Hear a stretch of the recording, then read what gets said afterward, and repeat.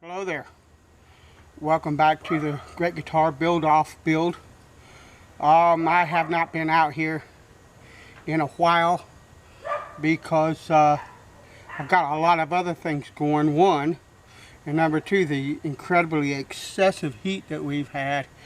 I work outside and it is, 104 degree heat index is just not, I have asthma and I can't endure that. But this truss rod is a 1/4 inch thick and 3/8 inch tall in the main shaft. But truss rods usually have this piece here that is that the stud is in, and it tightens down or loosens here. And this is generally slightly wider and slightly deeper than the rest of the truss rod.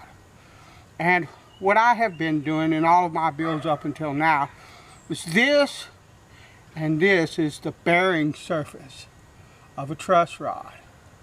This rod moves this way or that way, but it's anchored here and here. And what I've been doing, so all the force when you adjust a truss rod is going to be here and here. So what I've been doing on my builds is I've been laying that portion right up where the nut is, so that the nut would basically lay over that. And the reason for that is that I put a volute on the back of my guitars, and I don't do a volute the same way everybody else does. You see most people, and they build with a one-piece neck, and they cut a section that's thicker here for a volute. I don't do that. I shape the volute using the final thickness that I want that first fret to be. So if you put a truss rod in and this bearing surface here, if there's not enough wood behind it, what can happen is if the truss rod requires major adjustment, that rod can bust through the back of the neck. So you have to have, I think it's like 3/16 of wood behind that as a safety measure.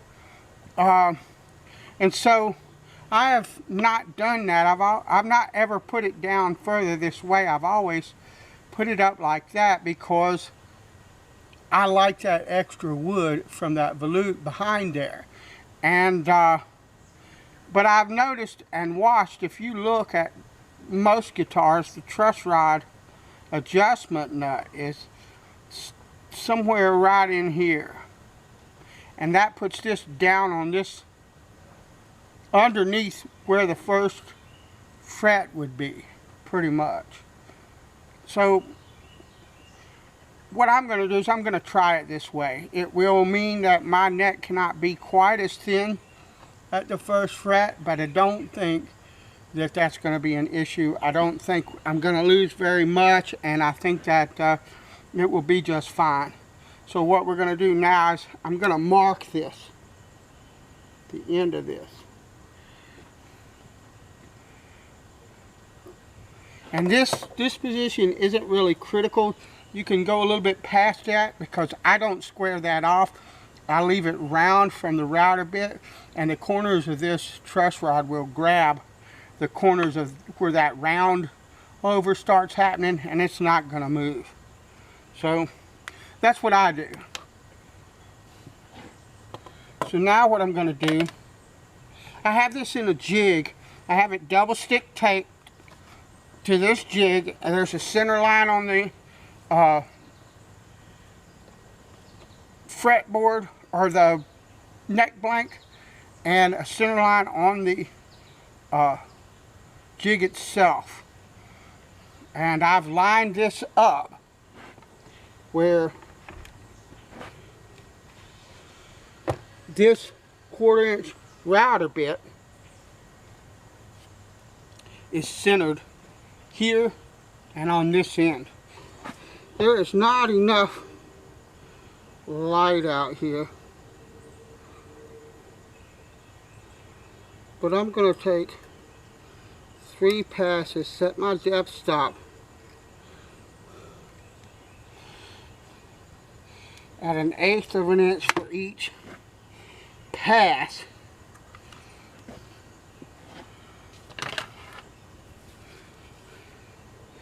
And route this channel.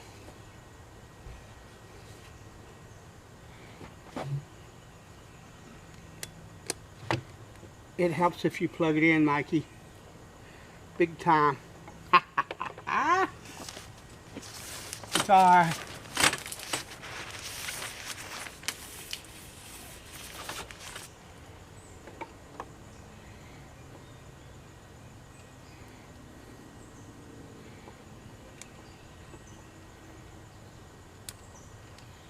Alright, I'm going to make the first pass.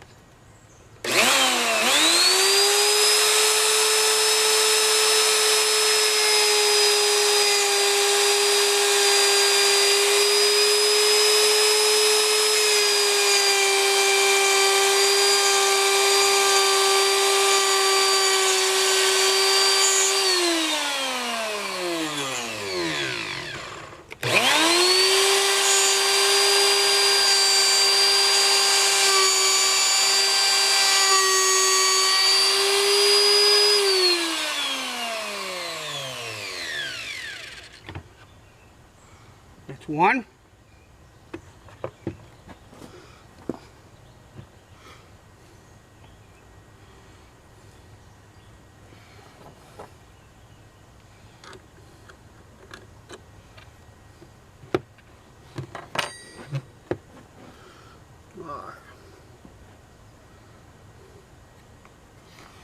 And I need magnification again because I'm blinder than a bat without it.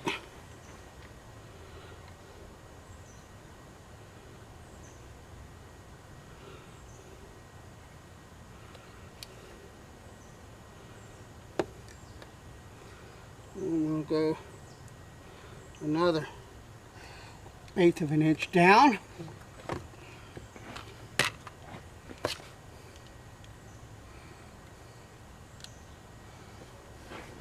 And I'm going to check that real quick and make sure that looks good. Yeah, because once you start, you can't really do anything about it.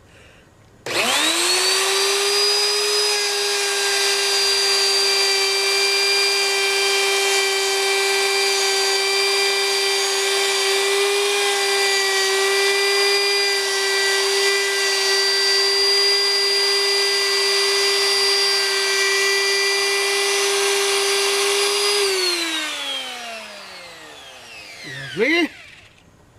Wonder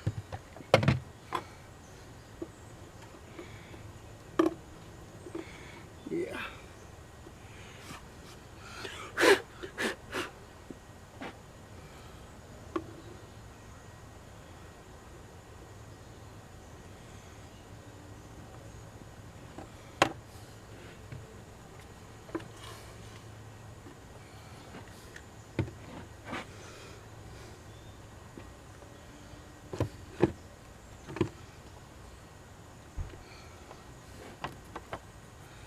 And this tightens up all the time for some reason.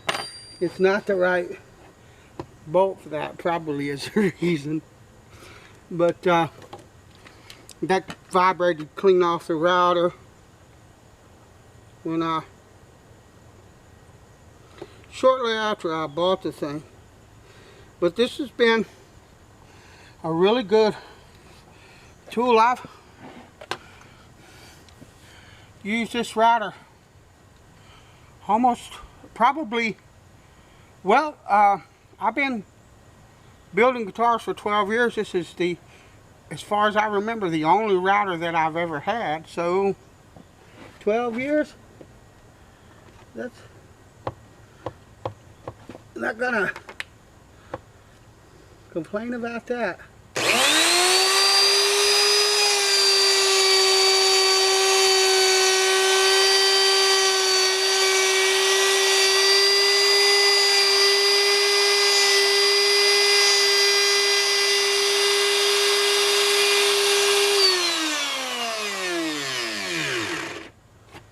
Alright,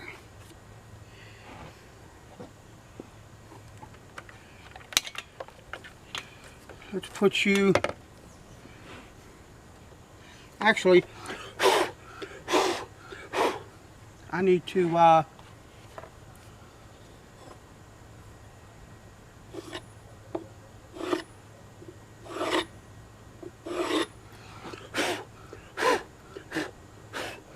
alright, let's try that.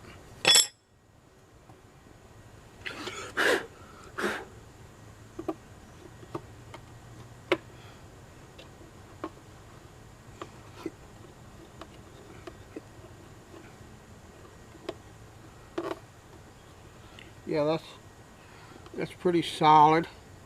Alright, I see people taking a chisel and chiseling this out all the time, and I have done that. But I realized early on that the width of this nut is 3/8. And if that's going to lay in that slot, I need to route 3/8 out of there. And they make 3/8 router bits. I ain't got to futz around with a chisel. And so what I'm going to do is I'm going to take this down just like I did the rest of the truss rod slot, very slowly, a little bit at a time, and I'm going to come just a little bit past here so that the adjustment wrench, the Allen wrench, has clearance.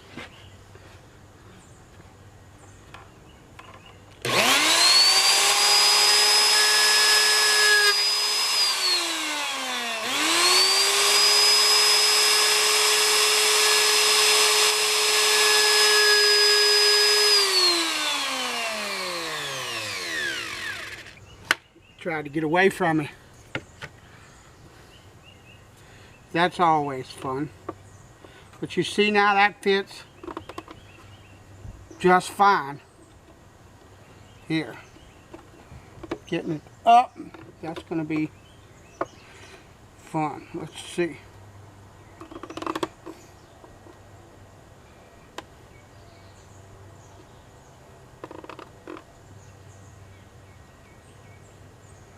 And I need to check because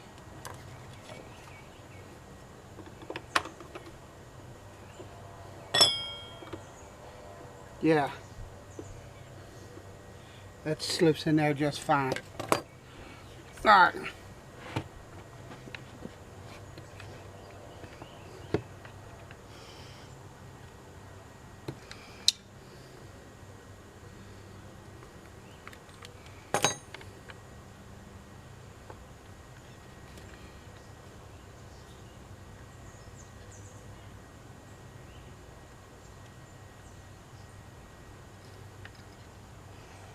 Adjust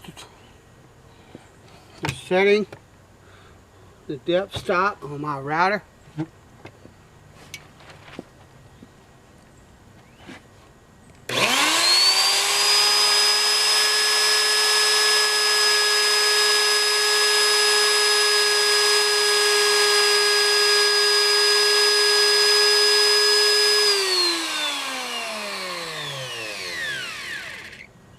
Use caution so it don't dance like it did.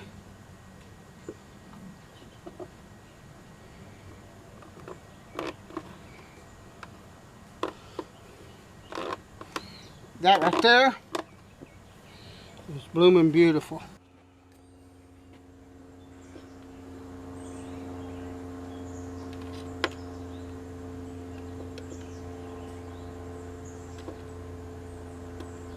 Okay, that's sitting flush, but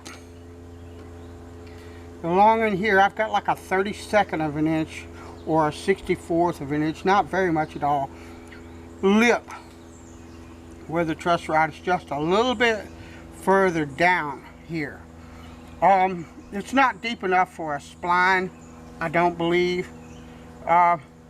So what I will do is, I mean, there's not enough glue surface here.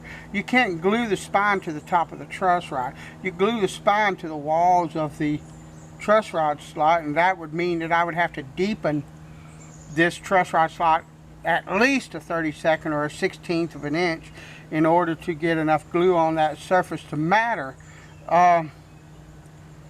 So what I'm going to do, I think, is when I go to install the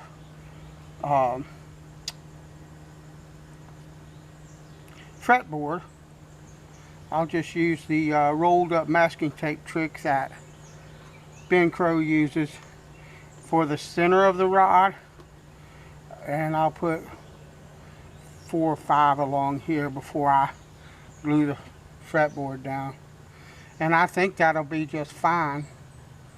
But yeah, that's a truss rod install. I think it'll work perfectly. I've got a little bit of cleanup I need to do and all of that, but that's alright. That'll work.